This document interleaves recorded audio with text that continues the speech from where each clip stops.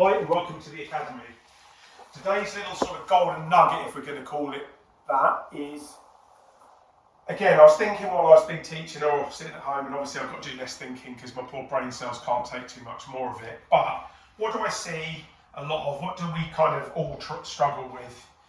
And I think one of the things, if I was going to do it in a sort of straightforward way, a nice easy one, you're going out to play this afternoon or you're going out to play at the weekend and you struggle, as most of us do, with a bit of a slicey move and this club coming over the top, as we say, and working left of us.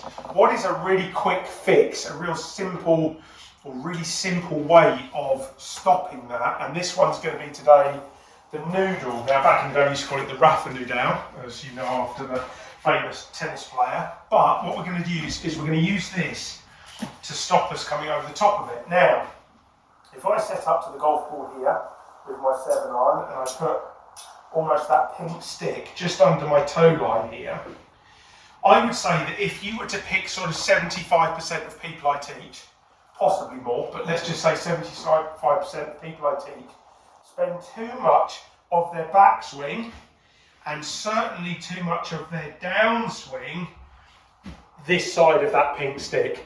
So I always think if this was on at the edge of the cliff, the average amateur is kind of this way in their backswing and downswing. They're on the edge of the cliff and they're trying not to fall over it. And you can see if your arms are that way, you're going to, or your weight, your body, your sternum, your head is too much this way over the cliff. You're trying not to fall over. You're going to drag the club and throw the club out towards my bag here.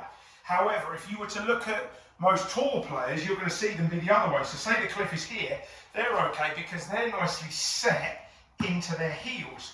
So in the backswing and the downswing, they're staying sort of more heely than toey, let's say. And certainly on the way down, when they're clearing those hips and working this way, they're definitely moving that weight more into that left heel on the way there. So they're on the cliff going, well, it's not a problem because I'm planted into my left side.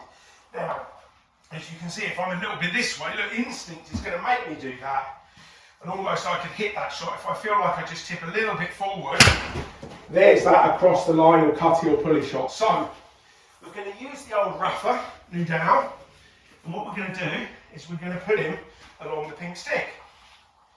Now what this will do is when I set up, can you see how it sort of takes my toes and a bit of the balls of my feet off the mat almost?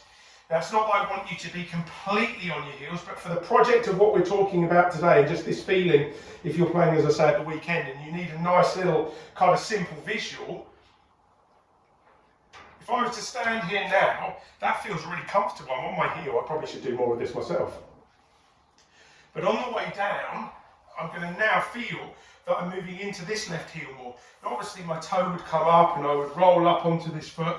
That's going to make that a little difficult. But in basic terms, in the backswing, it feels really stable and solid. I don't feel like there's any sort of tipping forward. I quite like this. And now on the way down, we're going to create that little bit of the heel move. Now again, you're going to get a little bit awkward maybe with the toe, but the visual, as you can see, is if I now set up and I went, oh, okay, look, I don't want to stand on that pink stick. Now, this is hard. I don't want to put any weight on there. I can stand there and pretty much swing the golf club without doing that. But let me tell you, it's nearly impossible, and you guys can try this at the range, I wouldn't try it on the first tee necessarily, to go that way. Obviously I can again hit it that way, but look, I'm always falling away or towards the ball, which is always putting it across. So I'd say it's much harder to hit the ball on the edge of the cliff on your toes than it is on your heels. So actually it's quite a nice one there. I've got that stick sort of in between. There's a little bit on my shoes here. There's a gap where the heel is. Joins the foot bit of it, I suppose you'd call it. The arch, I guess is the correct term. And if I were to keep, I'm not allowing that stick to move. Again, you can see how I really have that solidly planted foot there. And I think if we can avoid that follow through with that weight on that toe, that is going to make you a hell of a lot better. Hope that makes sense. Enjoy your weekend.